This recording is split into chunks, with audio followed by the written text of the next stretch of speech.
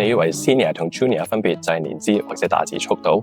錯啦，真正嘅分別喺呢4個思維維度，睇下你跌中邊一個啊？第一，代碼風格。Junior 中意炫技，寫一行冇人睇得明嘅 Lambda function，覺得自己好勁。Senior 知道 code 係寫俾人睇嘅，寧願寫長啲都要 maintainable。第二，應對需求。Junior 接到一個 task 會即刻研究點樣寫，然後死做爛做。Senior 會先問點解要做，甚至 challenge 個 PM 到底咁樣做有冇價值呢？又或者係 big work project。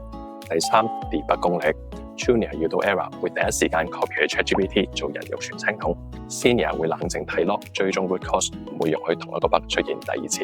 第四，時間估算。Junior 永遠太樂觀，覺得個 task 聽日就可以交貨，結果 OT 到通頂都搞唔掂。Senior 知道世途險惡，一個新功能起碼要2-3日測試，因為佢預咗有窿要填。你覺得自己屬於 Senior 定係 Junior？留言話我知啊！我係練馬師 Casper，follow 我，同你分享更多香港 IT 人嘅思維升級心法。